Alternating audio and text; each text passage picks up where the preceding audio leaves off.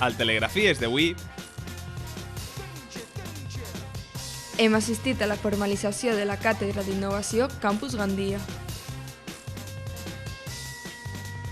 un any més hem estat a les 12 hores esportives. Hem gaudit del concert i presentació de l'últim disc d'Andreu Valor. Alumnes de telecomunicacions expliquen el seu projecte ShowLib.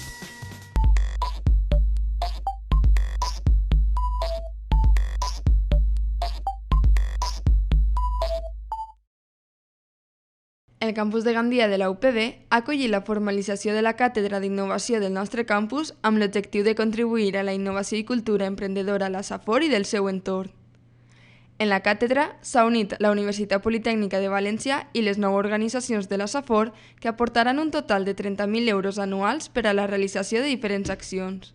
Para el campus es alcanzar uno de los objetivos que nos habíamos propuesto de comprometernos con la sociedad, con nuestra comarca y con nuestros alumnos y alumnas para fomentar la innovación empresarial, fomentar la innovación en el estudio, fomentar la innovación en la investigación y generar emprendedurismo.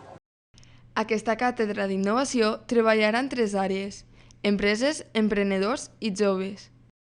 Però crec que l'iniciar aquesta càtedra és un objectiu d'aproximar i ajudar a la universitat. Per un cantó és ajudar-la, però per l'altre cantó també és intentar obtenir el millor que puga donar la universitat cara a la empresa. La cátedra de innovación del campus de Gandia para nosotros es muy importante. O sea, el emprendedurismo y la innovación en la juventud es apostar sobre futuro, apostar sobre el bienestar, apostar sobre la juventud, nuestros jóvenes, aportar ideas y ellos que aporten sus ideas y que se formen. Conseguir una formación de calidad y ofrecer un montón de posibilidades con un campus universitario tan excelente como este. Les càtedres d'empresa són una forma d'establir una àmplia i qualificada col·laboració d'empreses, fundacions i altres entitats amb vinculació empresarial amb la UPB per desenvolupar objectius de docència, transferència de tecnologia i coneixements d'investigació.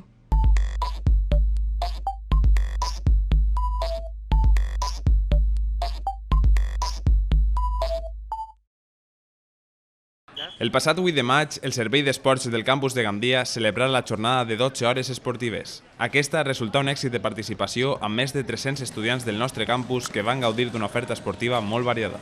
La funció del Servei d'Esport és organitzar, coordinar i distribuir els espais i fundamentalment que n'hi hagi un èxit de participació i que l'alumnat se ho passi bé practicant esport. Valoro la acogida de forma muy positiva, la verdad.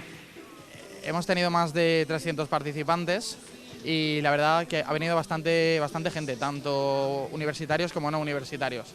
Así que la verdad estamos bastante contentos con la acogida que ha tenido. Una gran varietat d'esports com futbol, bàsquet, voleibol o fins i tot busseig van ser protagonistes junt a l'esforç, diversió i esportivitat.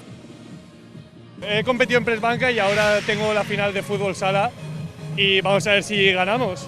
Yo creo que ha sido bien, mucha gente, mucho ambiente, en vóley playa una gran aceptación de los estudiantes y muy bien, hasta los profesores se han animado. Estoy sorprendido porque este año hemos tenido unos valores bastante curiosos. Comunicación audiovisual junto a turismo, que no suelen ser las que más participan, este año están por delante de ambientales, que es una de las que sí que participa con bastante fuerza. Si no vas poder assistir o et quedares amb ganes de més esport, el nostre campus t'ofereix més activitats durant tot l'any, que com la pròxima edició no et pots perdre.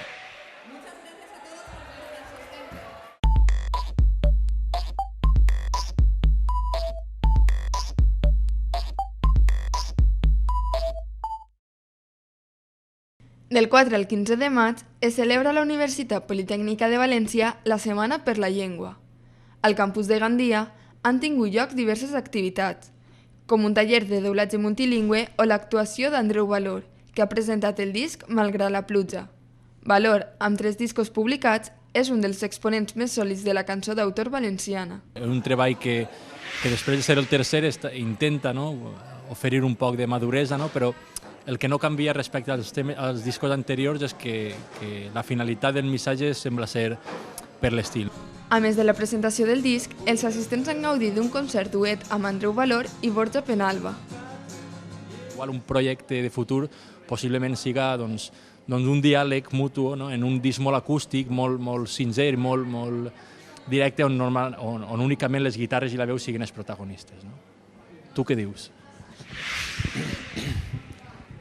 Subscric les seues paraules.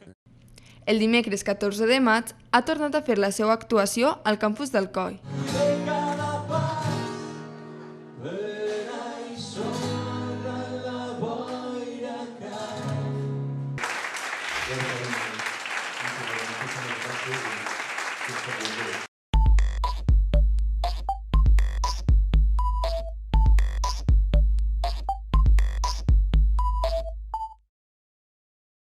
Telegrafies va estar amb 3 alumnes del nostre campus, creadors del projecte innovador ShowLeap, que té com a objectiu facilitar la comunicació de persones que usen la llengua de signes i ajudar a que la societat l'assimile. El projecte consisteix en que nosaltres capturem els gestos de les mans de la llengua de signes a través d'un dispositiu que captura imatges en 3 dimensions i el que fem és analitzem aquests gestos i determinem quina paraula o quin significat té en llengua oral. El sistema que han desenvolupat utilitza una càmera concebuda per als videojocs, anomenada LeapMotion. Han aplicat aquesta capacitat tecnològica a la interpretació del llenguatge de signes. El sistema recull els moviments fets amb les mans, l'ordinador processa la informació y reprodueix oralment la paraula expresada. Bueno, pues la idea nos surgió porque veíamos que existía esta necesidad y que no estaba cubierta y teníamos la tecnología necesaria para ello. Y nos decidimos a ponernos a ello y trabajarlo y ver y sobre todo probar que se podia realitzar, no era tan impossible. Gràcies als premis rebuts, els estudiants preveuen tindre un producte comercialitzable a la tardor, amb el suport de la Fundació Telefònica.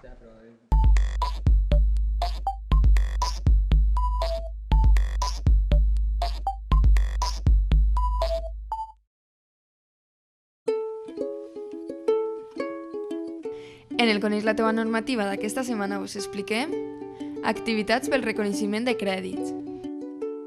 En los estudios de grado podéis reconocer algunos créditos por actividades extras. Estos créditos están limitados a 6. Solo podéis reconocer 6 créditos ECTS por actividades relacionadas con vuestros estudios. Estas actividades tienen que estar definidas en el siguiente catálogo. Tienen que ser o bien actividades de representación estudiantil, o sea, haber participado en delegación de alumnos, o bien actividades culturales de las que están aprobadas por el Vicerrectorado de Alumnado, o bien actividades de cooperación para el desarrollo, o bien actividades deportivas calificadas como deportes de alto nivel. Cada año se aprueba el catálogo de actividades que se pueden reconocer y ese catálogo lo podéis ver en la web de Alumnado. Echarle un vistazo al catálogo para ver qué actividades os interesan y ya sabéis, cuanto antes vengáis a reconocer vuestros créditos, mejor. Si tenéis alguna duda, podéis escribirnos a telegrafíes@gmail.com. Muchas gracias.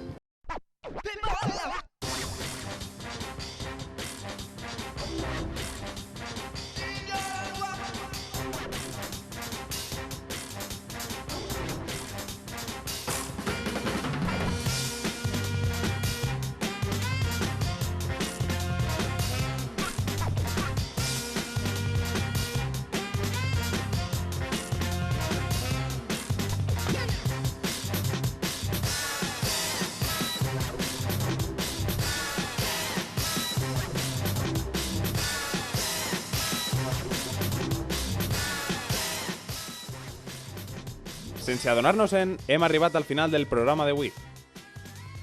Fins a la setmana que ve.